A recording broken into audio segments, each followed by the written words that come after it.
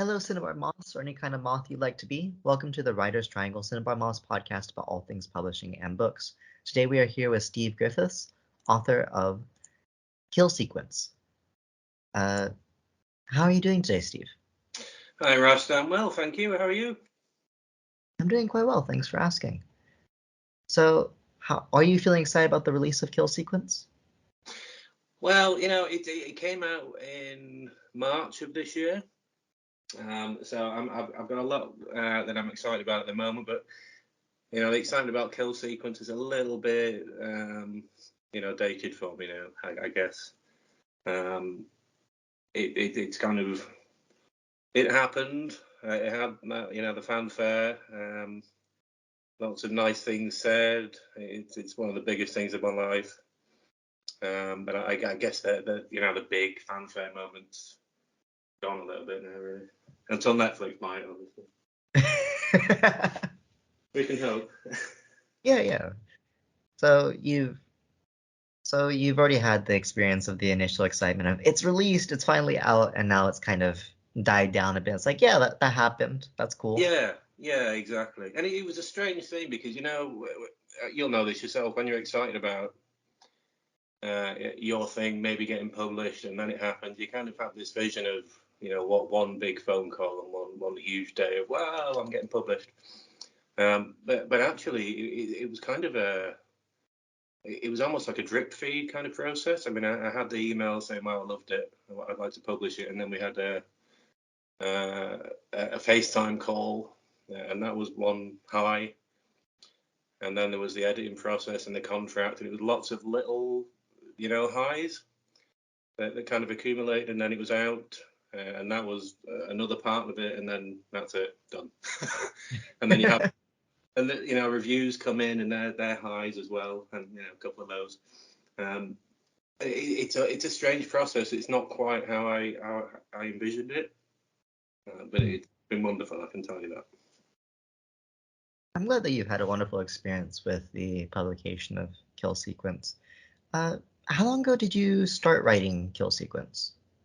I started it in December 2019. Which was pretty much 3 months. I remember all the Christmas decorations were up, and it was about 3 months before we had the COVID lockdown over here in the UK. And as a result, a few people said, "Oh, you wrote a book during lockdown, did you?" And no, I'd already started it. But, yeah, and then it was done. Well, I started submitting it around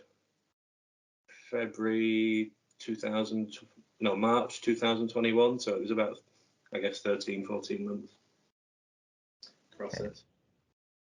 So from writing the book to finishing it took about a little over a year. Yeah. And then from there to publication took about another year. Yeah, it was. I mean, I started submitting to agents, of course. I went the agent route to start with. So that was around March. I was getting nowhere. I was getting nothing but form rejections.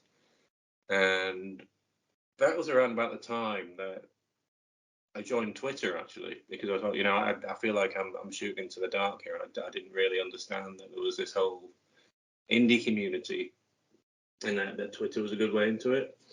So that's when I kind of joined Twitter and became aware of all these amazing indie presses like Cinnabar Moth. And Conservatarian Press, and yeah, it's kind of opened up a whole new world, really. And then I think around about August, I had some interest from indie presses.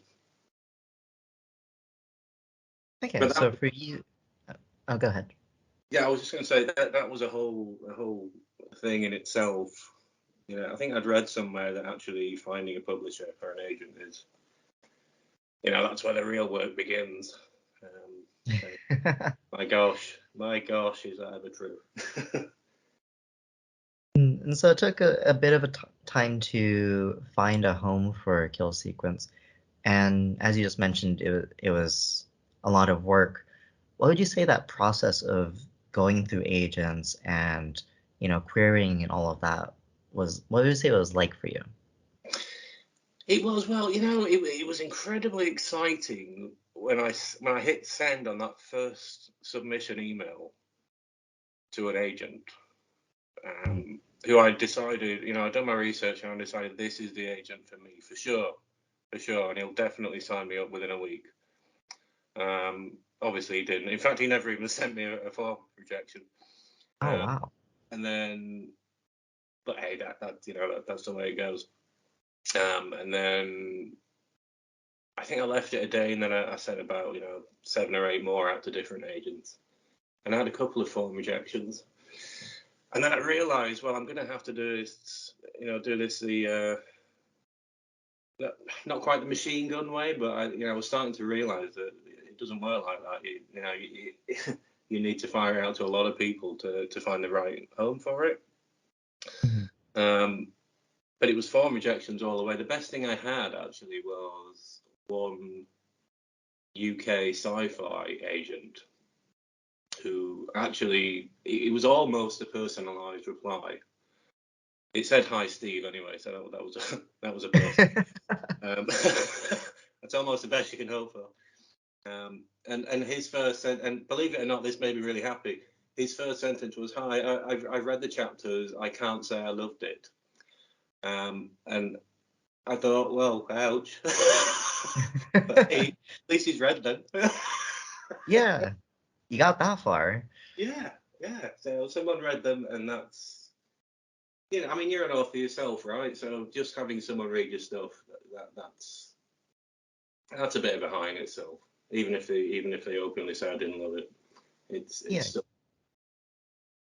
I can understand that because they're saying, the initial hook got me interested at least. Yeah, yeah. I hope. It's yeah. I mean, you got to look at the positives, right? Yeah, otherwise it'll get to you, right? Absolutely, absolutely. And what I realised as well, really, around about that time was, oh my God, there are hundreds of thousands of incredibly talented authors out there, that you're kind of, in a sense, you're competing against all these incredibly talented people with amazing stories to tell, and a finite number of agents and a finite number of publishers. And I think it's so much more difficult than it was, way back before the internet and Amazon. Um, so it's incredible, it really is. It's an incredible thing to get published. Full stop. Really, Hmm. it's huge. So you went through this querying process trying to go through agents and not having much luck, and then you eventually found Twitter and learned of the thriving indie community within Twitter, and Mm. that's how you discovered Conservatarian Press. Is that correct? Yeah, yeah, And and so what so made you and several others as well. Yeah, yeah. hmm. And so what made you decide to publish with Conservatarian Press? The editor there, the guy that I'd submitted Kill Sequence to, I sent it on a Thursday evening. And now I live in the north of England, in Lancashire, near the Lake District. So I like to spend the occasional weekend camping up in the lakes. And I remember I was going camping this weekend with my family and sent it to him on a Thursday evening. And he responded and said, "Thanks, got it. I'll have a look as soon as I can." And then on the Monday morning, he came back and said, "I loved it." And I remember reading it about 5 a.m. in bed and sort of nudging my wife and then showing her this email because I couldn't quite believe I'd finally had an acceptance. It's the words you just dream of hearing, isn't it? An editor or an agent saying that they love your work. Hmm. And then that was the start of it really, but all because of Twitter. I wouldn't have found those guys, um, or anyone if it wasn't for Twitter really. Yeah, so you end up querying with them and you got back, I love it, and you had that excitement, and that made you choose Conservatarian Press as the place to publish Kill Sequence. Yeah, I mean, we had it wasn't quite that straightforward because we arranged a FaceTime meeting because the editor, it's an American company, but he lives, his name's Tom Wise, great guy, and he lives half the year in Australia and half the year in the States. And he was in Australia, so we had this FaceTime where I think it was 10 p.m. for me and 7 a.m. for him or something like that. We had an hour's chat, and the press he was working with was actually kind of restructuring and rebranding. So there was quite a big delay on moving things forward, and at one point I actually didn't know if it was going to happen. I thought it was potentially not actually going to happen. But Tom was just really in love with the characters in Kill Sequence, and he really got what it was about. And we had this really lengthy conversation, and it just felt like, oh my God, he's in my head. He really was in my head. He just got it all. And I think that was what really sold it to me, that these are the right guys. Just because of this conversation where he just, he read between the lines in the right places. He saw the little kind of Easter eggs that I was planting in the book. He just got it. It was amazing, really. Okay, so what drew you in was the editor Tom Wise and his excitement and his understanding of your story. Yeah. It's a weird thing, isn't it? I mean, you write something that only lives in your weird head. And you think, well, it only lives in my head, and then when someone reads it and they actually get it, and you have this conversation with someone, and they're talking about these characters that only live in your head, and you realize, oh my God, they're in someone else's head now, and they're not mine anymore. They're his now as well. He owns them as well, and in his head they look slightly different. Everything's photographed slightly different. There's a different backing music. It's a different director, but it's still the same. And it started life in my head. And it's just a weird feeling, and I love it. It's an incredible thing. It's an incredible thing. And so you had this excitement and this kind of bond with the editor, and so you end up choosing Conservatarian Press, just like they chose you, and you've gone through the publishing process with them. What would you say has been the most surprising thing about publishing with Conservatarian Press?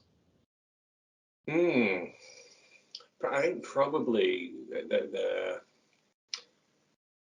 the freedom that they afforded me. I mean, I kind of expected it to be a lot more difficult. I expected it to be, look, this bit's rubbish. You can't have that.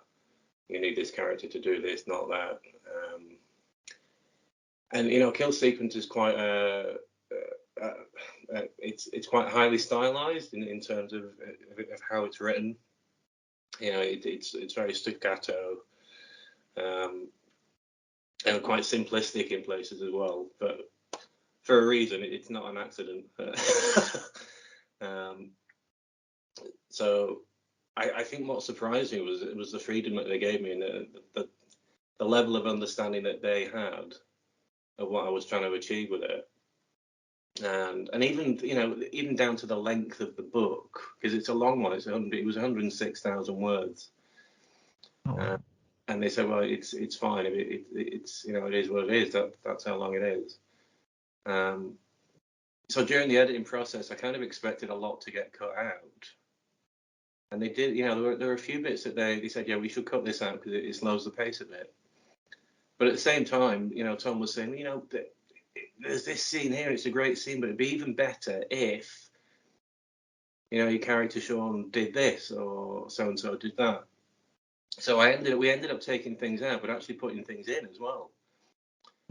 So the word count, it went down from 106,000 words to a whopping 105,000 words.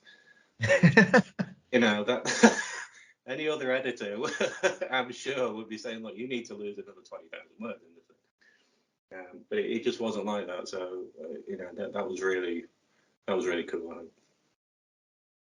I think that sounds like a really positive experience, being able to have this level of understanding of your story, a sort of freedom with the story, and then also help with expanding it in ways that match your Yeah, vision of it. yeah, absolutely. I mean, this scene as well that he had this idea about. It was one of my favourite scenes, and he said it was one of his favourite scenes. And when he had that suggestion, we made the I made the change, and it's just it's infinitely better for it. So I can't thank him enough, really.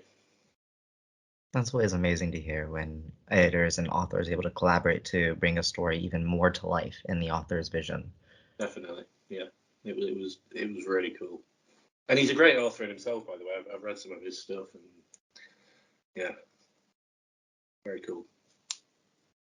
And so with the process for bringing Kill Sequence to not just to life on the page, but to life in the form of a published book, what would you say has been the most surprising thing about the publishing process in a general sense? I think probably. I mean, I touched on it a bit earlier. I guess really the biggest surprise for me has just been how many incredibly talented authors there are that really ought to be big five authors, and that they just can't get there. And it's not for a lack of talent. It's just because it's such a competitive world now. There's just so many talented writers and a finite number of publishers, and I don't think I'd ever really appreciated how many incredible authors there are. So I mean, I can only imagine how many submissions any publisher has to read, and how many good things you have to kind of say no on, that you think, well, actually, this is really good, but for whatever reason, I'm not going to go with it. And so for you, the process of querying and kind of through Twitter, learning about the size of the community was the most surprising thing. I think so. Yeah. Yeah. Yeah, that makes sense because if you go back, just maybe a few dozen years, uh, things were quite different in the author and publishing world. Yeah.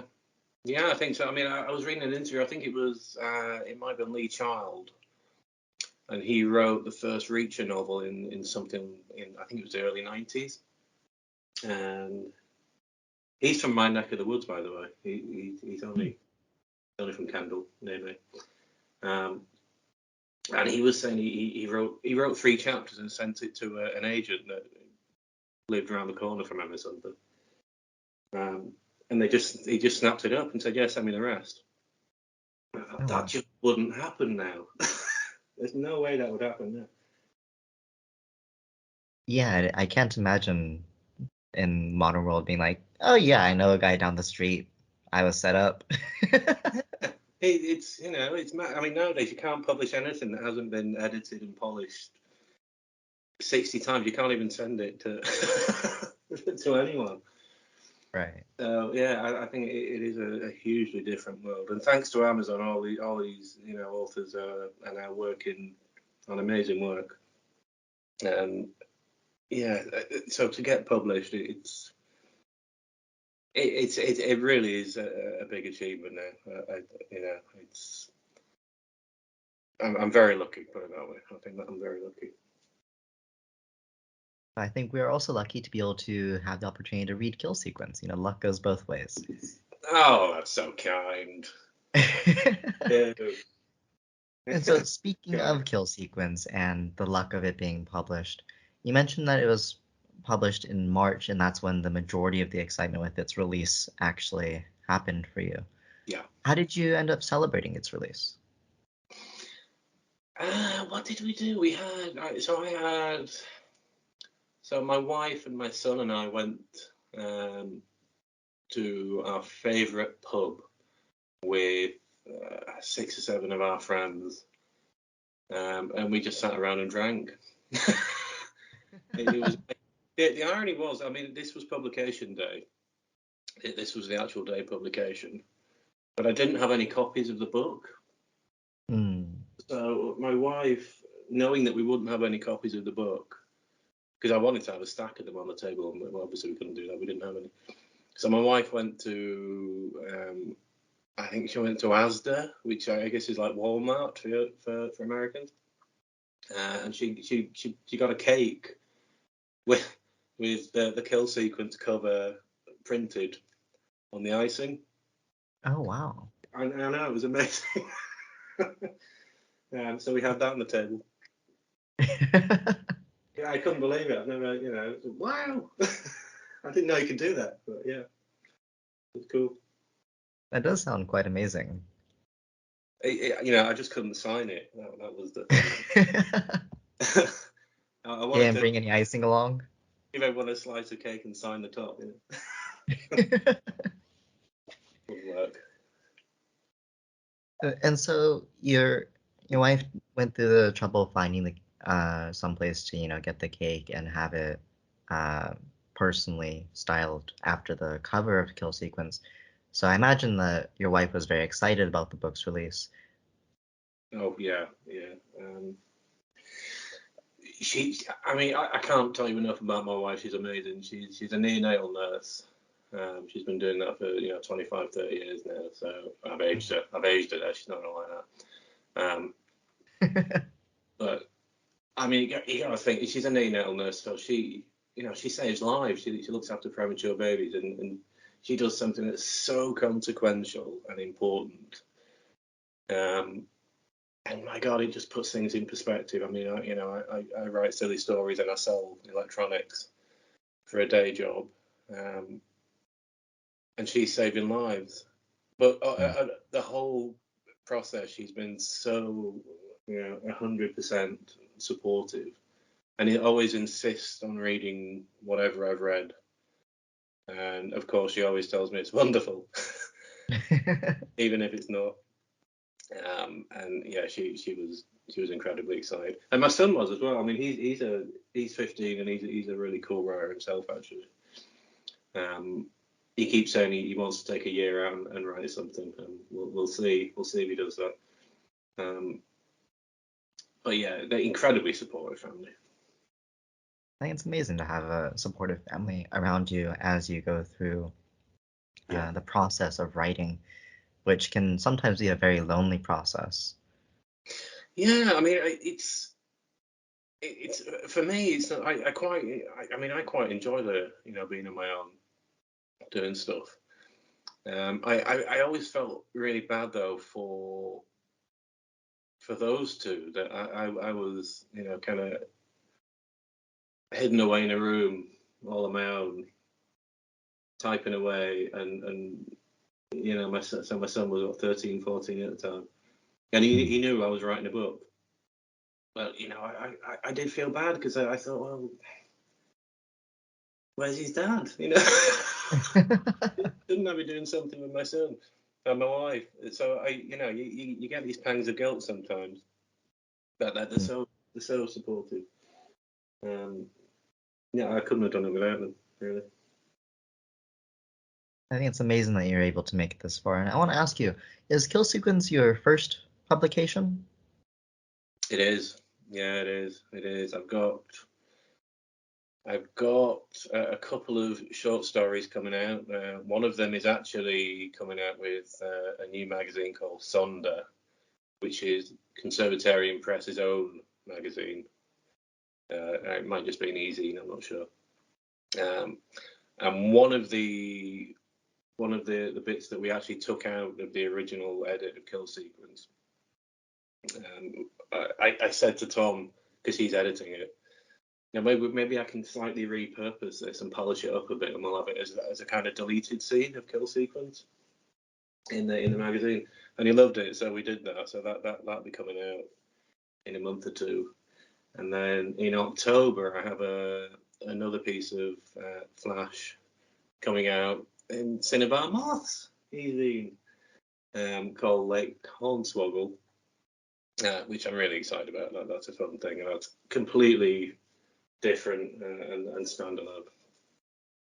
So there's stuff happening, there's stuff coming, and of course I'm working on a second novel, which again is nothing to do with Kill Sequence. It's a whole new thing. Okay, so it sounds like you've got several projects that are all in the works currently. Yeah. And so I want to ask you, what do you hope happens next with Kill Sequence or with these works that you're doing? Well, I have been asked if I'm going to do a sequel for Kill Sequence, and I think when I was writing Kill Sequence, I definitely had a series in mind, maybe 2 or 3.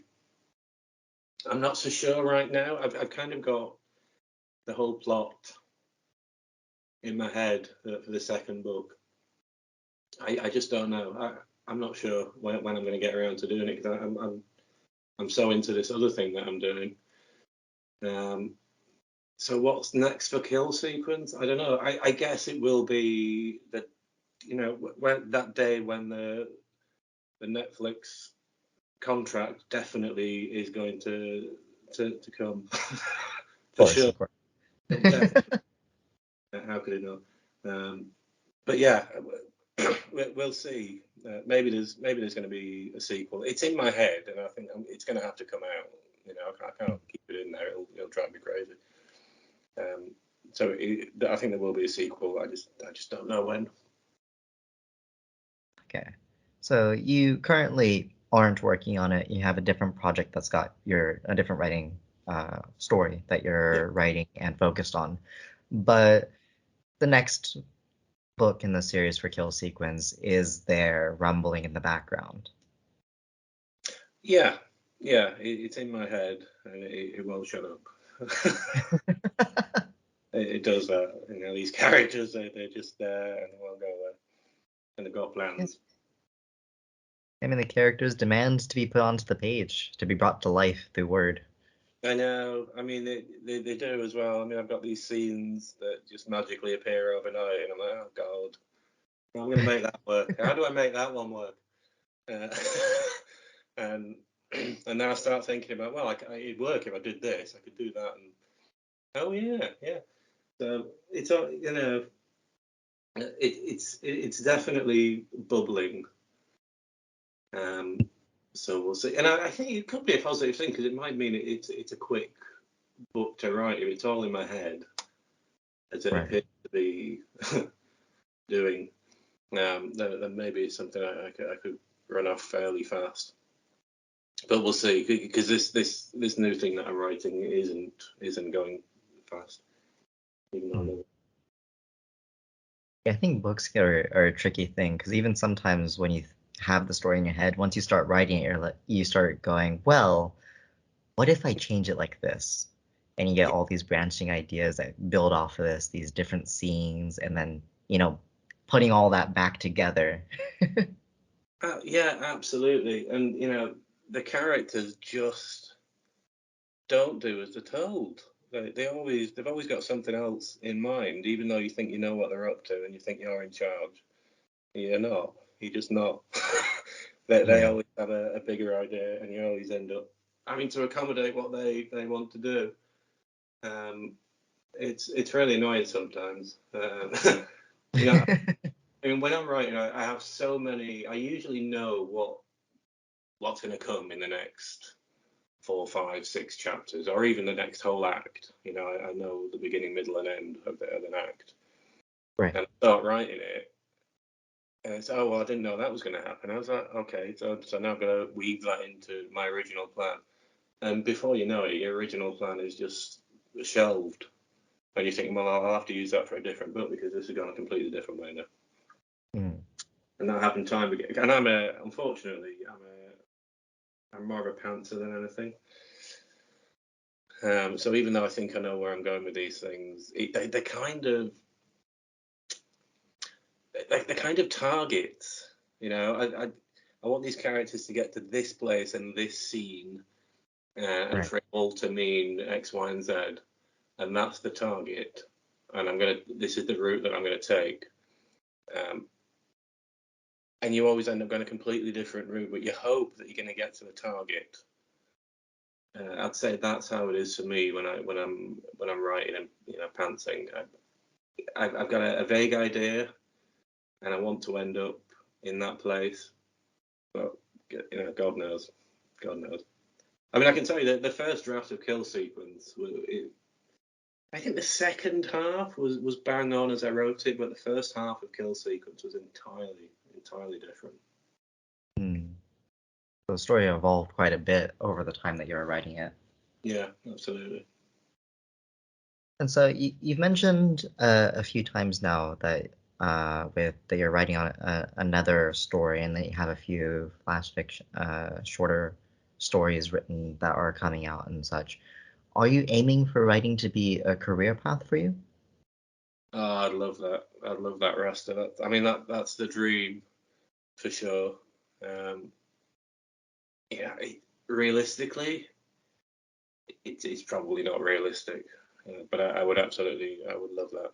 Yeah, I mean, I don't want to be rich or anything from it. I just want to be left alone. Left alone. I want the mortgage paid.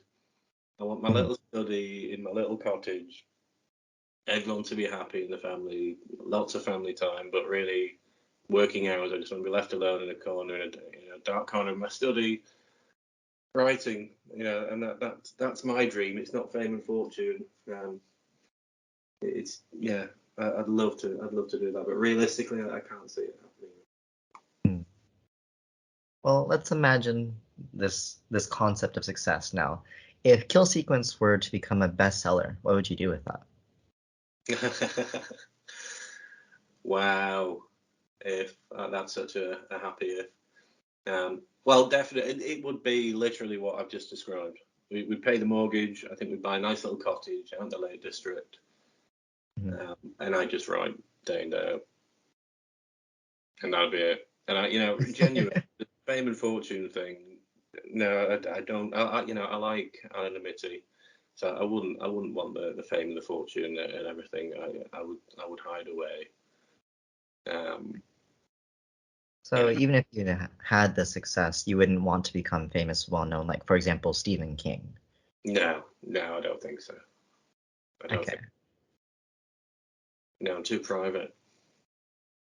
I can understand that, yeah. I like to skulk around in the background and listen. Spy. It's you'll be sitting there, you'll be at the pub and you'll see someone pull out a book, it's yours, and like, oh, that's me, but they don't know. That's great. Yeah. Oh, wonder. What a dream. What a dream. That would be the most awesome thing to do. And I have this plan. We're going to Greece, a Greek island called Rhodes, in 3 weeks. And we have this plan. I'm going to take 3 or 4 copies of Kill Sequence. And, a lot of these Greek cafe bars, they have little book corners, and you just pick a book up and read it, in the bar or on the beach, and you put it back or you replace it with something else. Right. So we're going to take a few copies of Kill Sequence and kind of scatter them around the cafes and the bars, because who knows where they might end up. Yeah, it sounds like a fun little adventure for the book. Because people will take it, right? And then they'll replace it with a different book, and then they might eventually exchange it for another one someplace else. Yeah. They could be world travelers, these copies. Who knows where they end up. Maybe I'll start. And you mentioned a couple times the deal from Netflix for Kill Sequence. Yeah. And the idea of that. If you were to receive a deal from Netflix, would you want it to be a TV show or a movie? Ooh. Which one pays the most?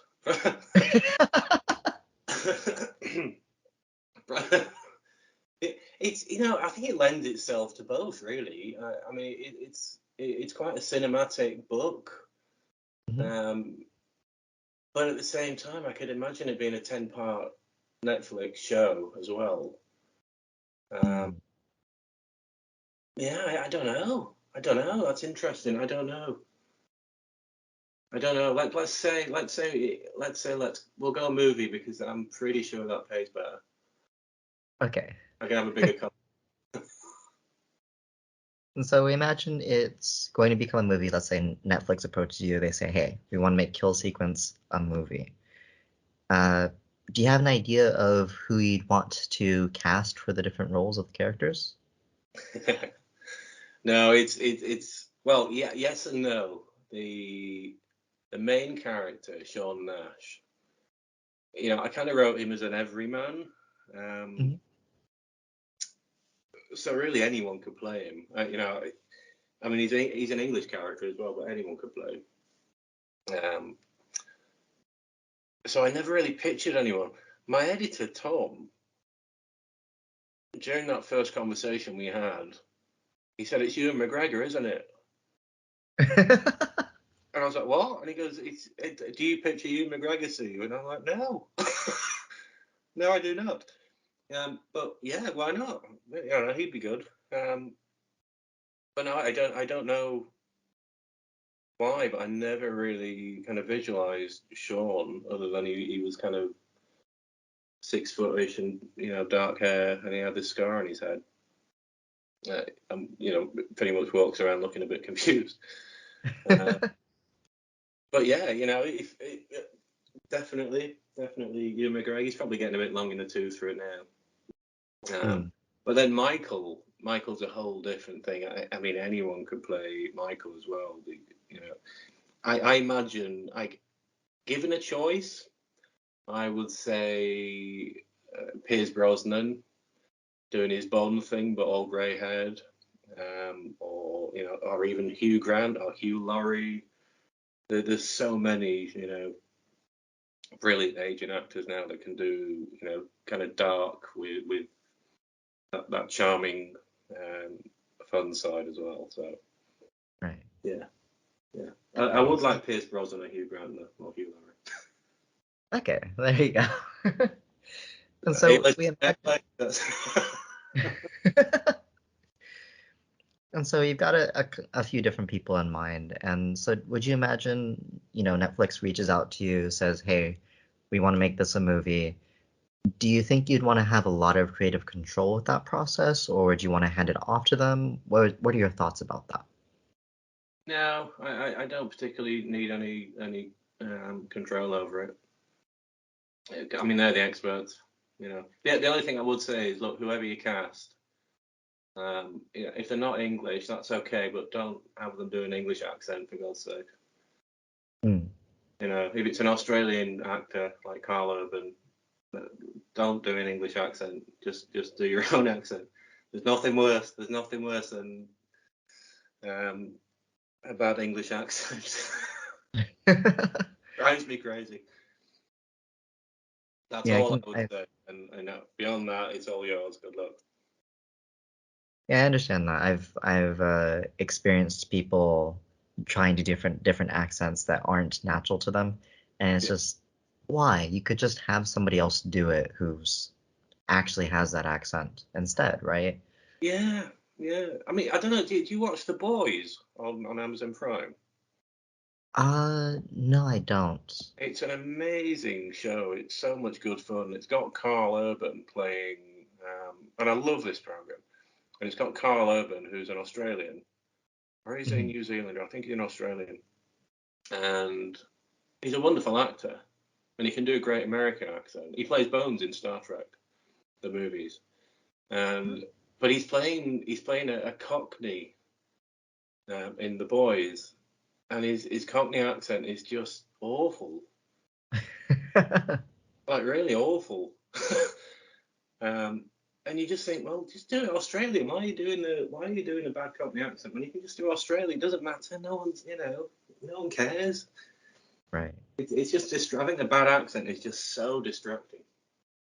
Yeah, there's an attempt for authenticity, quote unquote, authenticity with the accent, but Yeah, then it's not an authentic accent, so why bother? yeah, exactly. It's off-putting and it's a shame. Having said all that, if Carl Urban wants to be in Kill Sequence and do an English accent, well, he can do that. I'm okay with Okay. it. That is cool. So now let's imagine, you've gone through this process with kill sequence, you've received the Netflix offer, you've accepted it, and they've gone through the production process, and now kill sequence, the movie, is premiering. Would you want to go to the premiere? And if you did, I imagine you'd bring your wife? Absolutely. I like all this Netflix talk, by the way. Let's keep doing this for a while.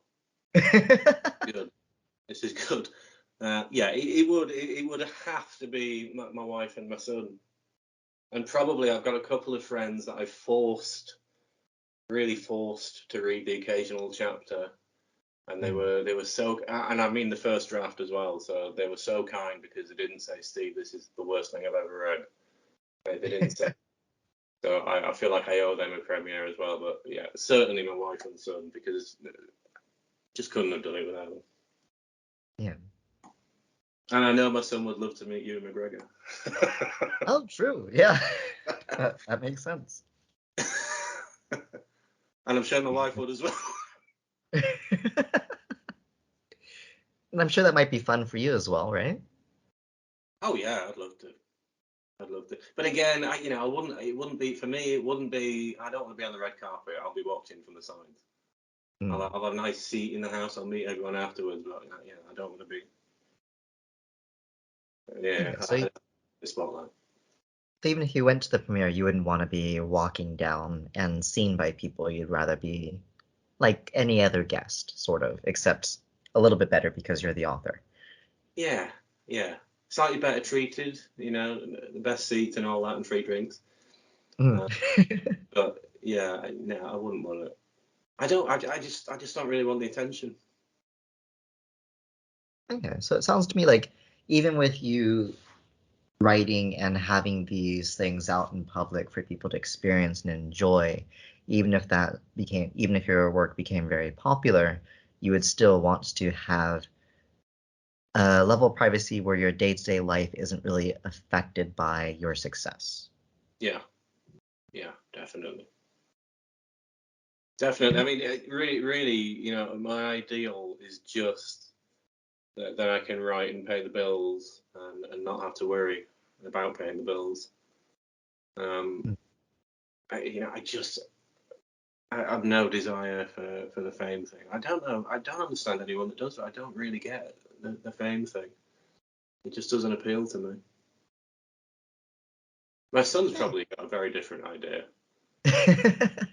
Very different. Yeah, your son might be very excited if you're famous. You're like, Dad, you're famous. Isn't this awesome? I know. He would. He would. And I'd be like, oh, God, no, I'm famous. Yeah, it's weird. It's weird. But it just doesn't appeal, it's just not for me.